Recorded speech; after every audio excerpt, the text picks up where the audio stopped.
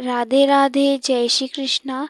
श्री राधा रानी की कृपा से हम श्री सूरदास जी महाराज के पावन चरित्र को श्रवण पान कर रहे थे। आज श्री सूरदास जी महाराज के पावन चरित्र का भाग 5 है। कल के चरित्र में हमने श्रवण किया कुछ अनोखी अनोखी लीलाएं श्री सूरदास जी की जो श्री जी के साथ थी, हमने श्रवण किया। आज हम अकबर और श्री सूरदास जी महाराज के बीच के संवाद को श्रवण करेंगे। एक प्रसंग आता है। एक बार अकबर अपने दिल्ली में बैठकर राज कर रहा था, तो उसने तानसेन के मुख से श्री सूरदास जी महाराज के पदों को श्रवण किया। तब वो पद उसे बड़े सुंदर लगे। तब वे सोचा और पूछा कि बताओ तानसेन, ये पद किसके द्वारा रचित हैं। तब तानसेन ने कहा कि ये पद तो श्री सूरदास जी महाराज द्वारा रचित है।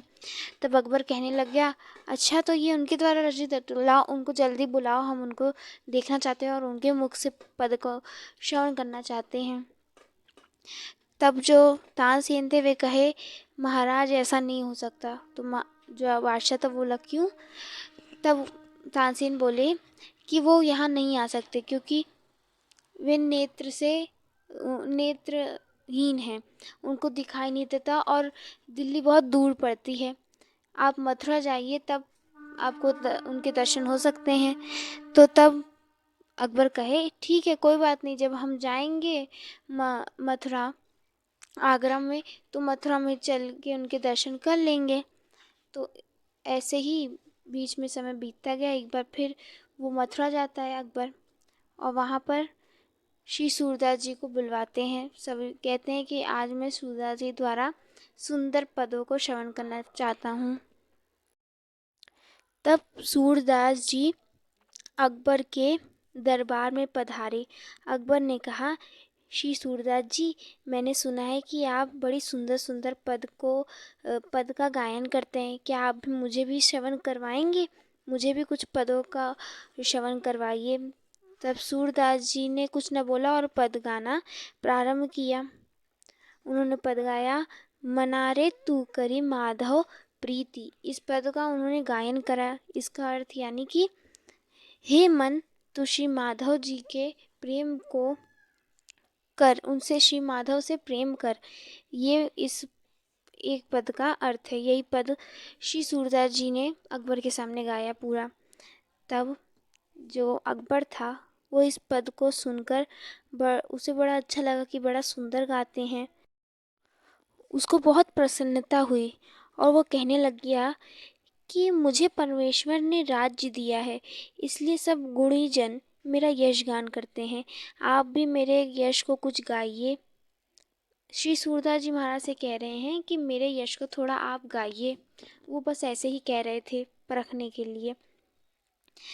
तब श्री सूरदास जी गाने लग गए, नाहिन रहो मन में ठौर, हो जो सूर ऐसे दर्शन को, ई मरत लोचन प्यास।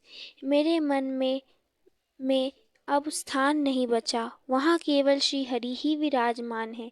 उन्हीं की रूप माधुरी के दर्शन करने के लिए मेरी आंखें मरी जा रही हैं। ऐसा उन्होंने इस पद के माध्यम से अकबर को बताया। अब जब इस पद को अकबर सुना तो वो सोचने लगा कि श्री सूरदास जी मेरा यश क्यों नहीं गाएंगे, क्यों ही गाएंगे। इन्हें मुझसे क्या ही लालच है, इनको मुझसे क्या ही लगाव है। ये तो श्री हरि के भक्त हैं ना, ये तो श्री कृष्ण के भक्त हैं। बादशाह अकबर पद की आखिरी पंक्ति के लिए श्री सूरदास जी से कहने लग गया कि सूरदास जी, आपकी आंखें तो देख नहीं सकती, फिर प्यासे कैसे मर जा रहे हैं तथा बिना देखे ही आप उपमा कैसे दे रहे हो। ऐसा अकबर कहने लग गया। तब श्री सूरदास जी इस पर कुछ नहीं बोले, मौन रहे। बादशाह अकबर ने कहा श्री सूरदास जी की आंखें तो परमेश्वर के पास है और उन्हीं का दर्शन करती रहती हैं, और श्री सूरदास जी उसी का वर्णन करते हैं। फिर अकबर ने विचार किया कि श्री सूरदास जी को कुछ उपहार देना चाहिए।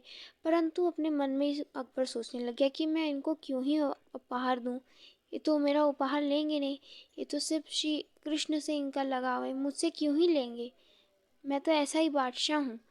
और ऐसे ही सोच अकबर वहाँ से विदा कर लेता है, उनसे प्रणाम करता है। फिर श्री सूरदास जी चले जाते हैं। ये पहली बार मिले थे। अब एक और बार अकबर मिलता है, कुछ दिन बीतता है। एक बार अकबर ने कहा और सूरदास जी से पूछने लग गए कि मुझे आप ये बताइए कि इस जगत में सबसे अच्छी रचना किसकी है, सबसे अच्छा पद किसका है।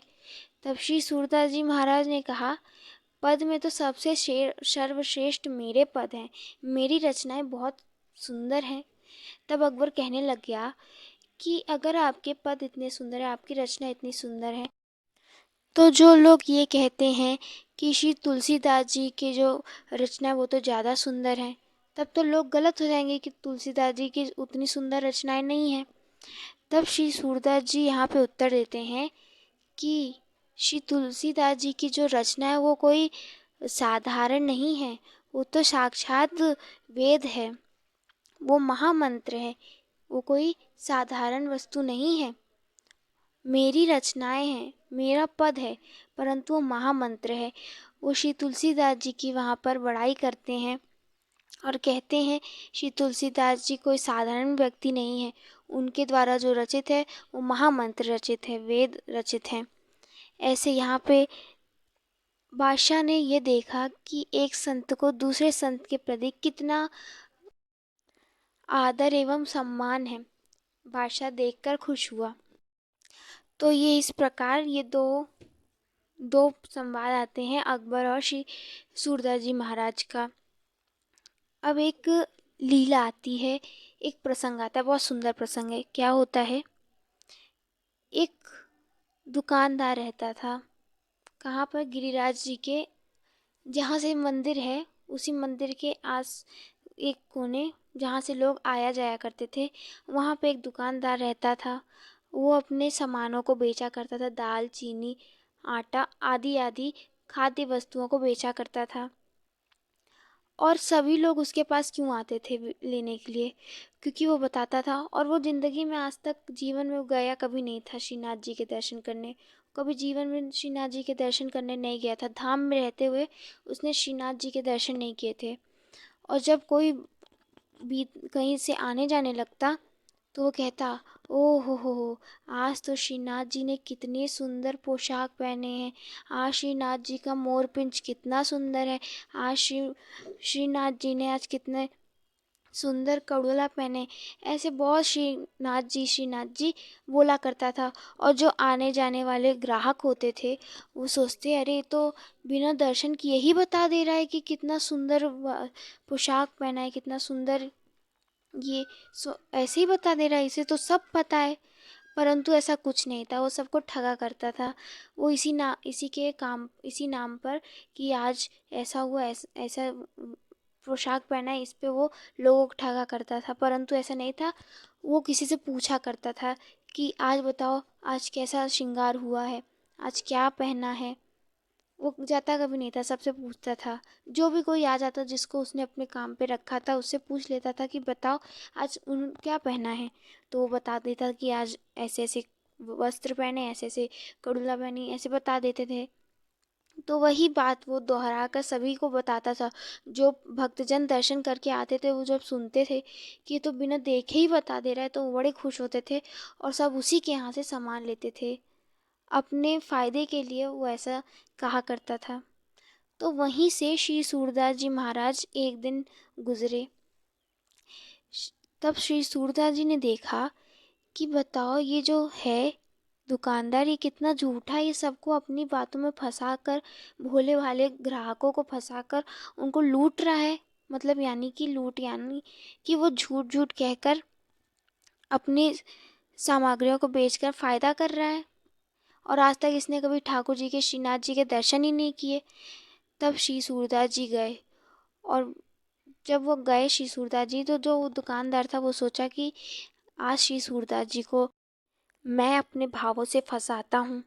तब श्री सूरदास जी पहुँचे और जैसे श्री सूरदास जी पहुँचे और दुकानदार कहने लग गया, अरे अहो भाग मेरे, जो मेरे यहाँ श्री सूरदास जी महाराज पधारे हैं।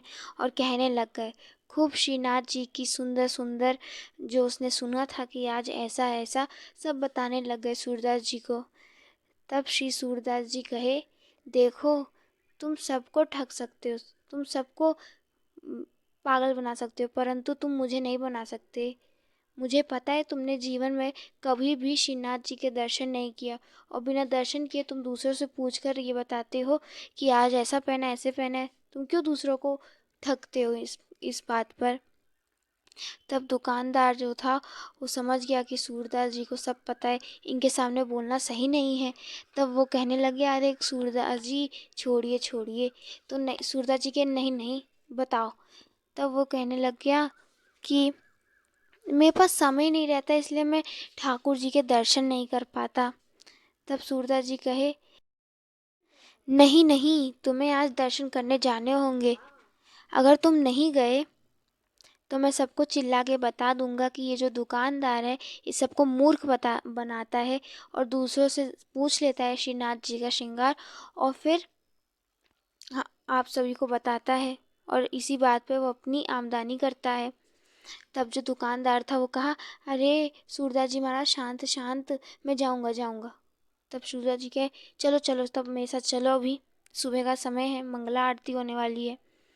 तब जो दुकानदार था वो कहा, अभी नहीं अभी नहीं, अभी सारे जन जो हैं, अभी कुछ जन आएंगे, मेरा अभी बोहनी होगी, ग्राहकों का आने का समय है, अभी मैं बोहनी करवा लेता हूँ, तो तब मैं बाल भोग के समय आऊँगा। तब श्री सूरदास जी कहे, चलो ठीक है, बाल भोग के वक्त आना, समय आना।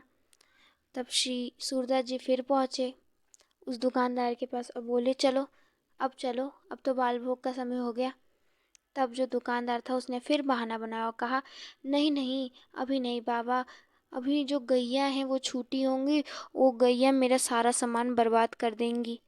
तब सूरदास जी कहे, ठीक है, अभी नहीं तो राजभोग में चलना। तो फिर सब गए राजभोग में, सूरदास जी महाराज गए राजभोग में, बोले कि अब चलो राजभोग हो रहा है। तब वो कहने लग गया कि अब तो सब पट बंद हो जाएगा, अभी सारे ग्राहक नीचे आएंगे, फिर मेरे कुछ पैसे कमाऊंगा। तो सूरदास जी कहे, ठीक है। फिर उसने कहा कि अब मैं शाम के वक्त जाऊंगा। तब श्री सूरदास जी कहे, ठीक है, शाम के वक्त। फिर वो शाम के वक्त आए तो वे कहने लगे, अभी नहीं अभी नहीं, अभी और अच्छे अच्छे ग्राहक आएंगे। तब सूरदास जी कहे, ठीक है, कर लो फिर कार्य अपना। फिर आए वो शयन के वक्त, फिर बुलाने आए शयन के वक्त, तो वो कहने लग गया, अभी नहीं अभी नहीं, अभी तो मैं दिन भर कार्य कराऊँ, थोड़ा काम अपना और बचा है वो कर लूँ। तब सूरदास जी कहे, ठीक है, कर लो, कल चलना। वो कहा कि मैं कल चलूँगा, तो सूरदास जी कहे, ठीक है, कल पक्का चलना। फिर कल सूरदास जी आए और फिर उसने ये सारे बहाने किए। ऐसा उसने लगातार 3 दिन बहाना बनाया। अब जैसे उसने 3 दिन बहाना बनाया तो सूरदास जी को अब आए क्रोध, गुस्सा आने लग गया कि ये 3 दिनों से कह रहा है कि ये ठाकुर जी के, श्रीनाथ जी के दर्शन करने जाएगा, और अभी तक ये श्रीनाथ जी के दर्शन करने नहीं जा रहा है। तब श्री सूरदास जी उसके दुकान पे पहुंचे और कहने लग गए, चलो मेरे साथ, अभी के अभी चलो। तब फिर वो बहाना देने लग गया, तो श्री सूरदास जी कहे, अगर आज तुम मेरे साथ नहीं चले तो मैं सब चिल्ला के कह दूंगा कि ये तुम सभी को मूर्ख बनाता है। तब दुकानदार किसी तरह उनको चुप कराने लग गया कि शांत शांत। लेकिन आज श्री सूरदास जी पक्का मन बना लिए थे कि आज तो मैं इसे श्रीनाथ जी के दर्शन करवा ही आऊँगा। तब जो दुकानदार था वो कहा, नहीं नहीं। तब उस वक्त श्री सूरदास चिल्ला के कहने लग गए, सुनिए सुनिए, ये आप सभी को मूर्ख बनाता है। तब वो शांत करने और कहने लग गया, अरे नहीं नहीं महाराज जी, मैं चल रहा हूँ, चलिए। तब श्री सूरदास जी ने क्या किया, श्री सूरदास जी ने उसकी कलाई पकड़ी और कलाई पकड़ के उसे श्रीनाथ जी के दर्शन करवाए, वो लेके गए। तब श्रीनाथ जी ने जब उसे देखा और उसने जब श्रीनाथ जी को देखा, तब उसके हृदय में ऐसा श्री ठाकुर जी के प्रति प्रेम उमड़ा उमड़ा कि वो उसी दिन से श्री ठाकुर जी का हो गया। अब उसके मन में कुछ चल ही नहीं रहा था। क्या दुकान, क्या सब सब भूल गया और केवल अब श्री ठाकुर जी उसको नजर आने लग गए। फिर तत्क्षण श्री सूरदास जी ने उसे मंत्र दीक्षा प्रदान की और फिर वहाँ से वो श्री ठाकुर जी की भक्ति में लीन हो गया। और श्री सूरदास जी की कृपा से, उसके गुरुदेव की कृपा से, वो श्री ठाकुर जी की नित्य लीला में भी जाने लग गया, यानी कि नित्य लीला में उसको दर्शन होने लग गए श्री सूरदास जी की माँ कृपा से।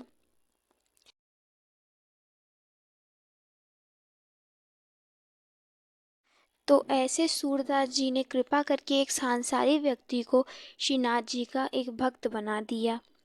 ऐसे बहुत सारी लीलाएं आई हैं। अब श्री सूरदास जी महाराज का लीला संवरण श्रवण करते हैं। एक बार ठाकुर जी आते हैं और उनसे कहते हैं, अब सूर, तुम्हारा समय हो गया है मेरी नित्य लीला में आने का। तब सूरदास जी कहे, हे स्वामी, आप तो सब जानते हैं। आप जानते हैं कि मुझे 1.25 लाख पदों की रचना करनी थी। ये मेरी चाह थी कि मैं 1.25 लाख पदों की रचना करूँगा, तभी मैं आपकी नित्य लीला में जाऊँगा। परंतु नाथ, अभी मैंने केवल 1 ही लाख पदों की रचना की। अभी मैंने 25,000 पदों की रचना नहीं की है। अगर आपकी कृपा हो तो थोड़ा समय दें और मैं उन 25,000 को भी रचना कर लूँ। तब श्री ठाकुर जी कहे और हंसते हुए कहे, अरे सूरदास, तू बड़ा भोला है। फिर ठाकुर जी कहते हैं, अरे तुझे क्या लगता है कि मैं भक्तों की इच्छा ऐसी अधूरी छोड़ दूंगा? मैंने स्वयं तेरे लिए 25,000 पदों की रचना कर दी है। अगर तुझे विश्वास ना हो तो जाके गिन ले। तब स्वयं ही श्री सूरदास जी को पता चलता है कि उन्होंने जो पद रचना की है उनमें कुल 1.25 लाख पद हैं, यानी कि 1 लाख और साथ ही में 25,000 पद हैं। सूरदास जी सोचने लग गए कि ठाकुर जी कितने करुणामयी हैं, उन्होंने मुझ पे कितनी कृपा की है। फिर इसके बाद कुछ दिन बीतते हैं। एक दिन श्री सूरदास जी को ज्ञान होता है कि भगवान अब मुझे बुलाना चाह रहे हैं अपने धाम में, अपनी नित्य लीला में। तो यह विचार कर श्री सूरदास जी राजस्थली परासौली आ गए और श्रीनाथ जी के मंदिर की ध्वजा को दंडवत प्रणाम करने लग गए। वहीं पर पेट के बल वे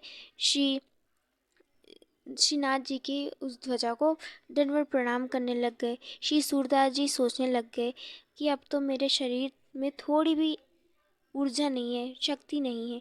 श्रीनाथ जी के मैं दर्शन कैसे करने जाऊं और श्री गोसाई विट्ठल जी के भी मैं कैसे दर्शन करूं? अब तो मैं उनके दर्शन नहीं कर सकता। श्री गोसाई जी तो कितने कृपा सिंधु हैं, भक्तों के मनोरथ को पूर्ण करने वाले हैं। यदि अब उनके दर्शन हो तो अहो भाग्य है मेरे। श्री गोसाई जी का इस प्रकार चिंतन करते हुए श्री सूरदास जी वहीं पर लेटे हुए थे। यह श्री गोसाई जी श्रीनाथ जी के श्रृंगार समय पर देखने लगे कि प्रतिदिन इस समय पर श्री सूरदास जी प्रांगण में बैठकर ठाकुर जी को श्रृंगार के पद सुनाते, लेकिन आज यहाँ उपस्थित नहीं है। तब श्री गोसाई जी ने वैष्णव जनों से पूछा, आज सूरदास जी नहीं दिख रहे हैं, कहो क्या हुआ है? वैष्णवों ने कहा, महाराज, आज सूरदास जी परासौली के ओर जाते हुए मुझे दिखे थे। तब श्री गोसाई जी जान गए कि भगवत इच्छा से आज सूरदास जी का अवसान का समय आ गया है। तब श्री गोसाई जी ने समस्त सेवकों से कहा, आज पुष्टि मार्ग का जहाज जा रहा है, जिसे जो लेना है हो वो ले लो, मैं भी राजभोग सेवा उपरांत आता हूँ। सब सेवक सूरदास जी के दर्शन के लिए चले गए। यहाँ श्रीनाथ जी के मंदिर में जो भी आता, श्री गोसाई जी उसी से श्री सूरदास जी के बारे में पूछते। सब यही कहते कि श्री सूरदास जी तो अचेत हैं, कुछ बोलते नहीं हैं। इस प्रकार राजभोग का समय हो गया। श्री गोसाई जी ने ठाकुर जी की राजभोग आरती कर मंदिर से बाहर आए और परासौली पधारे। भीतरी सेवक रामदास प्रभृति, कुंभदास जी, गोविंद स्वामी जी और चतुर्भुज दास जी भी साथ थे। आते ही श्री गोसाई जी ने श्री सूरदास जी से पूछा, सूरदास जी कैसे हो? तब श्री गोसाई जी के शब्दों को श्रवण करते ही श्री सूरदास जी एकदम बिजली की तरह उठे और श्री गोसाई जी को दंडवत प्रणाम किया और कहने लगे, महाराज मैं आप ही की बाट जो रहा था। इतना कह श्री सूरदास जी ने राग सारंग में एक पद गाया, देखो देखो हरिजू को एक स्वभाव। इस पद को सुनकर श्री गोसाई जी बहुत प्रसन्न हुए। पास में खड़े कुंभन दास जी ने कहा, हे सूरदास जी महाराज, आपने श्री ठाकुर जी का बहुत यश वर्णन किया, लेकिन आचार्य महाप्रभु का यश वर्णन नहीं किया। कुंभन दास जी के इस वचन को सुनकर श्री सूरदास जी हंसते हुए कहे, मैंने तो केवल आचार्य महाप्रभु का ही यश वर्णन किया। श्रीनाथ जी और आचार्य महाप्रभु तो एक ही हैं। यदि अलग देखूं तब तो कुछ वर्णन करूं, लेकिन आपके कहने पर मैं सुनाता हूँ। भरोसो दृढ़ इन चरणन केरो, इस पद को गाया। इस पद को समाप्ति पर श्री सूरदास जी मूर्छित हुए। श्री गोसाई जी ने कहा, सूरदास जी आपकी चित्त वृत्ति उस वक्त कहाँ है, इस वक्त कहाँ है? तब श्री सूरदास जी राग में गाते हैं, बली बली बली हो कुमर राधिका नंद सुवन जासो रति मानी। इस पद की समाप्ति पर श्री गोसाई जी ने देखा कि श्री सूरदास जी का चित्त श्री ठाकुर जी के करुणा से भरे नेत्र में लगे हैं। श्री गोसाई जी ने पूछा, सूरदास जी नेत्र की वृत्ति कहाँ है? तब श्री सूरदास जी ने इस पर राग विहारों में एक पद सुनाया, खंजन नैन रूप रसमाते, अतिशय चारु चपल अनियारे, पल पिंजरा न समाते। अब जैसे ही इस पद को उन्होंने पूरा गाया, गाते ही वे नेत्र बंद कर लिए। श्री सूरदास जी का जो सर है वो श्री विट्ठल गोसाई जी के जंघा पर है, पैर पर है, और वे नेत्र बंद कर चुके हैं। अब उनके मुख से कुछ भी नहीं निकल रहा। अब वे दूसरी तरफ करवट करना चाह रहे, नहीं कर पा रहे। तब सेवकों ने उनको उस तरफ करवट किया और फिर तत्क्षण उन्होंने गिरिराज जी को प्रणाम करते हुए, गुरु को प्रणाम करते हुए वहीं पर वे श्री ठाकुर जी के, श्री प्रिया प्रियतम के निज लोक में चले गए। इस प्रकार श्री सूरदास जी के हमने पावन चरित्रों को श्रवण पान किया। ऐसे हमने अष्टछाप के कवि अष्ट सखा में श्री सूरदास जी महाराज के इस पावन चरित्र को श्रवण पान किया। इनके 5 ग्रंथ हैं जिनमें इन श्री सूरदास जी महाराज की सुंदर पद दिखते हैं। पहला सूरसागर, सुरसारावली, साहित्य लहरी, व्याहुलो, नल दमयंती। ये 5 ग्रंथ है जिसमें श्री सूरदास जी महाराज के सुंदर सुंदर पदों के व्याख्यान किया गया है। ऐसे हमने श्री सूरदास जी महाराज के पावन चरित्र को श्रवण पान किया। श्री जी की अति कृपा से हम ऐसे ही सभी भक्तों के पावन चरित्र को श्रवण करते रहे। ऐसे मैं श्री जी के चरणों में निवेदन करती हूँ। यहीं पे हम विराम लेते हैं और तब तक के लिए आप सभी भक्तों को राधे राधे, जय श्री कृष्णा।